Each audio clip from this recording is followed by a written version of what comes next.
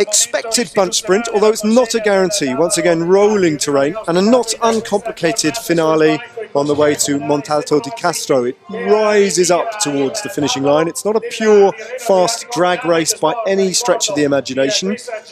Fernando Gaviria won there last year, and I wonder if he can double up on success this year. I think Grivko and Fraporti have pretty much given up the ghost here. Backerman moves to one side, Maestri accelerates past him, and no one is going to contest this either. So there we go. Mirko Maestri is at it again, and he moves to 20 points in the points competition. So just 3 survivors, and this is pretty attritional stuff, isn't it? One by one they drop off. All 4 of the original 7 have already gone, and that just leaves 3, and absolutely no surprise to see Alexis Goujard as one of them. Ah, well, there's an attack, and it's not come from Alexis Goujard. Rather surprisingly, perhaps it's Filosi who's decided to go, as it all comes back together again with just under 20 kilometres to go, as Filosi is caught. Look who's on the front now. Well, what does that tell us about this man's chances of winning today, Peter Sagan? You wouldn't rule it out, but he's spotted an opportunity. Or is he perhaps setting this up for an unexpected source? Is it Matteo Palucchi who they're riding for today? Or is Sagan just being Peter Sagan?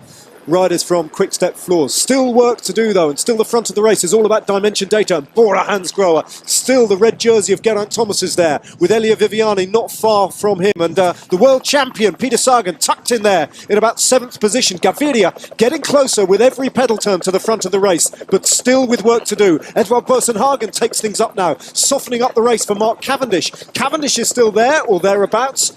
And he has Peter Sagan for company. Now the road rises, and it will rise steeply for the next 200 or 300 metres, and things will split up. There'll be gaps in this peloton when they come over the line as well. Geraint Thomas pulls away, and now Sacha Modolo moves to the front, and UAE Team Emirates take things up. Peter Sagan very, very handily placed. In fact, Modolo is just tucked in behind the world champion. Viviani and Kwiatkowski. Viviani finds himself rather exposed. He's got Peter Sagan there. No sign of Fernando Gaviria at the moment, and no sign either of Mark Cavendish at this point. Viviani finds himself leading out Peter Sagan, and the world champion is going to take this unopposed. I think this is all about Peter Sagan. No one's going to get close to him in the end.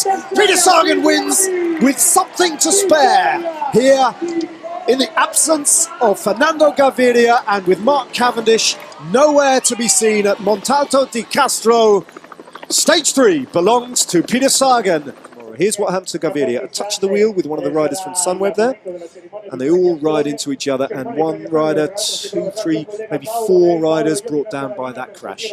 That's the order of the line, over the line. Viviani in 2nd place. Jürgen Roland's picking up 3rd. Sacha Modolo sprinted to a decent 4th place. Luca Mezget's deputising for the absent Caleb Ewan into 5th. There are the quartet of BMC riders all on the same time, courtesy of their team time trial, obviously, from the beginning. And Bob Jungels' name is absent there.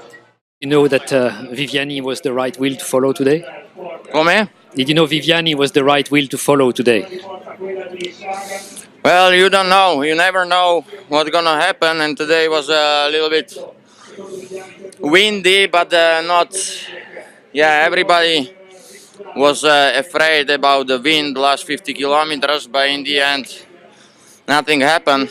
And then a lot of riders come to the finish without legs, maybe, but what good what it was.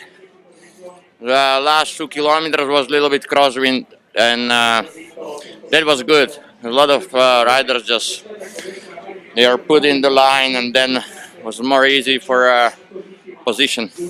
Does it mean this win makes your sickness behind you, and you are all ready for your classic campaign and maybe more at Tirreno-Adriatico? Sorry, like... Are you no longer sick and now ready for other wins? Oh, well, I hope so. Season just started now, and I hope it's not the last victory. Thank you. And so thank you for all my teammates. They did a very great job today.